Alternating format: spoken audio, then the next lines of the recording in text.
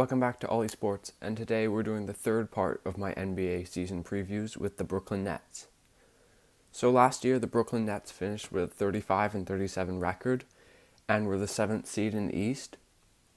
They were swept by the Raptors in the first round, but they were really outmatched because obviously they didn't have Kevin Durant and Kyrie didn't travel to the bubble, and I don't think Dinwiddie was there either, so they're missing a lot of guys. They had to sign Jamal Crawford to play for them in the bubble. So last season was sort of a write-off in waiting for all their players to get back healthy, mainly Kevin Durant. And then this offseason, they traded their 19th overall pick for Landry Shamet, and they also traded for Bruce Brown and signed Jeff Green. There are rumors that they are going to trade for a third star like James Harden or Drew Holiday or Bradley Beal, and that hasn't happened yet, and I think it's unlikely that it will, at least this season. Maybe we'll see next offseason, depending on what happens this season, but they haven't traded for a star yet, and that's left them with some really good depth. Something else they did this offseason, they re-signed Joe Harris for 4 years, $75 million. Apparently he was getting bigger contracts from other teams, but he wanted to stay in Brooklyn, and the Nets wanted to re-sign him. And I think that's a good move because he's a really good shooter, and every NBA team needs shooting. Finally, another thing, this was a bit before this offseason, but they got a new coaching staff with Steve Nash as a new rookie head coach, and then Mike D'Antoni as his assistant. The key players for the Nets are obviously going to be the two stars that they acquired last offseason in Kyrie Irving and Kevin Durant. Kevin Durant obviously didn't play for the whole of last season, so we're yet to see him play in a Nets uniform. But in his last season with the Warriors, he averaged 26 points, 6 rebounds, and 6 assists. I think he can average something similar because he might be a bit hampered by his injury, but I think there'll be more opportunity for him with the Nets. Obviously, the Warriors had so many great offensive players and a system where they really shared the ball. And with the Nets, I think it'll be more like it was for him in Oklahoma with Russell Westbrook. It'll be a bit of more your turn, my turn, isolation, pull up from mid-range, that sort of thing, where he can just get buckets like he did before. I think the injury could hamper him a bit, especially when going to the basket and dunking and all that sort of thing. But I think he's still going to be a really good player, one of the 5 best in the NBA, and he's still going to be a really good shooter and a really dangerous player. Also, Kyrie Irving. Last season, Kyrie averaged a career-high 27 points per game, but he only played 20 games, so we're yet to really see him with the Nets, and especially with Kevin Durant. He also averaged 6 assists. I think this team could really use a playmaker. So if Kyrie could step into that role, that would be huge for him and the Nets, and that could really help them. So for a projected lineup, there's a few ways they could go. I have it like this: Kyrie Irving, Caris LeVert, Joe Harris, Kevin Durant, and Jared Allen. I think that's a good starting lineup. Obviously, Joe Harris in there for the shooting. Last year, he averaged 42% from 3, almost 15 points per game. I think he'll do something similar, really help space the floor for Kyrie Irving and Kevin Durant, and a player that doesn't need too many shots but is happy to take them, especially from 3. He's one of the best 3-point shooters in the league. And then Caris LeVert averaged about 19 points per game. I think maybe something similar, even 20, 21, 22 points per game. I think he's been a player that we've been expecting to take a leap for quite a while, and he has. So hopefully he can kick on yet again and maybe improve his efficiency a little bit and get better on shooting three-pointers off the catch. He's really good at taking them off the dribble, but off the catch he's a bit shaky at sometimes. So hopefully he's been working on that this offseason, and he's ready to play off the ball a bit more and be a useful player off the ball. I've already talked about KD. As for Jared Allen, I think he'll average about 10 and 10.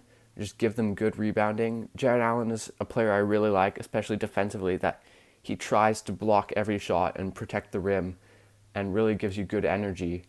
Sometimes he gets dunked on, but sometimes he gets some crazy blocks, and That's the type of thing you need from your centers, just running the floor, rebounding, catching lobs, and protecting the rim. And I think he'll be a really good player for them, and hopefully he gets more minutes than DeAndre Jordan. And then the Nets are also a really deep team. So off the bench, Spencer Dinwiddie, I think he'll be their chief creator off the bench. I would start him off the bench just so you have a bit of scoring off the bench and you're not putting all your scorers in the starting lineup. Because I think if you had Kyrie, LeVert, Dinwiddie, Harris, and KD, that would be a crazy lineup of offense. But defensively, and like, are there that many shots to go around? But I'm sure D'Antoni will try that lineup out with Durant at center, Joe Harris at power forward, and then the three guards in LeVert, Dinwiddie, and Kyrie. That would just be an insane lineup. Also off the bench, Landry Shamet. He was pretty good for the Clippers last year. Some people were expecting him to play a bit more. It looked like Doc didn't really trust him. Hopefully Nash lets him play quite a few minutes. Just another great shooter. Every team needs that. They also got Bruce Bowen to play shooting off the bench. I'm not sure how many minutes he's going to get. They also have Taurean Prince, just a good 3-and-D guy. Something else every NBA team needs. And they also got Jeff Green, who I was really impressed with in last year's playoffs. Just he can bring the ball up a bit for a big man. He can score a bit, and if he focuses, he can be an okay defender. And I think that would be useful for the Nets off the bench. And also DeAndre Jordan, just similar role to Jared Allen in protecting the rim and grabbing rebounds. Just that's what you need from your centers in the modern NBA, and that's what the Nets centers can give you. Not the stars, but just good role players. So what's to like about this team is obviously the offense. You have Kyrie, you have KD, you're already going to be a great offense, but you add LeVert, Harris, and Dinwiddie to that. Players who can really, really do good things on offense in terms of shooting, creating their own shots, and playmaking a bit. In the case of Dinwiddie, that's really, really good. And I think they're going to be one of maybe the best offense in the league. And if they can be the best offense in the league, why can't they be the best offense ever? Obviously, in terms of efficiency. Last year it was the Mavericks who set an all-time record as the best offense, and I frankly think they're just a bit better than the Mavericks offensively and have more firepower. So I think they could very well be the best offense ever.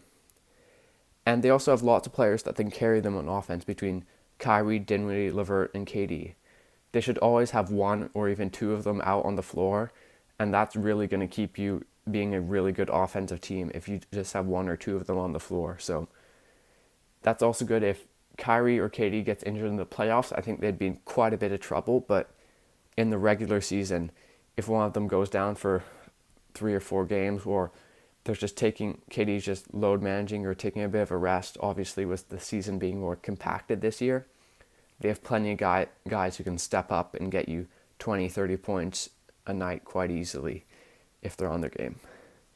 As for some of the weaknesses, I mentioned it just there, the injuries. I really hope everyone in the league stays healthy, and especially on the Nets with Kevin Durant coming off an injury and Kyrie being pretty injury prone. Hopefully they can stay healthy this year and really make the Nets a contender. And then something else I worry about is the passing. They don't have a great playmaker on the team, and obviously that was a problem last year for the Clippers. And with Mike D'Antoni as the assistant coach, I don't want them to be just Kyrie bringing the ball up, Kevin Durant bringing the ball up, dribble it, and then just chuck up a 3 or a tough mid-range shot. I'd like to see them moving the ball a bit. And hopefully with Nash being a really good playmaker in his day and him being the head coach, he can tell them, okay, we're going to move the ball. He's going to put in a good offensive system, which gets players moving, gets KD coming off screens, gets maybe him setting screens and popping out to the 3-point line. I'd really like to see them have a good offensive system that encourages a lot of ball movement. And I think that would really, really help them. And then in crunch time, the last 5-6 minutes, or in a tight playoff game, then you can give the ball to Kevin Durant, give the ball to Kyrie Irving, and spread the floor out and let them go to work. But especially in the regular season and for the first 3 quarters of the game. I'd like to see them moving the ball and have a good offensive system. And finally, probably my biggest worry about this team, we know they're going to be great on offense, but it's defensively. Obviously, KD was a really good defender before his injury. Maybe he's a bit worse, you have to assume. Kyrie, not a great defender. LeVert, not a great defender. Harris, not a great defender.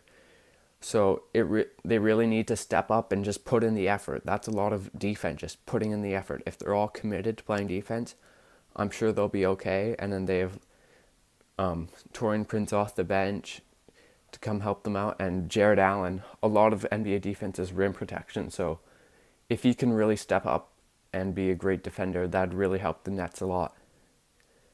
So as for my prediction of where they can finish, I predicted the Celtics to finish second in the East, and I said 2 through 6 would be really tight in the East.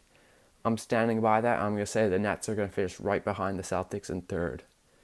I don't have them higher, obviously, because I think they could be not great on defense, and I'm worried if Kyrie or KD goes down, but just the offensive power and just the star power on this team is really exciting, and I'm really excited to see them play.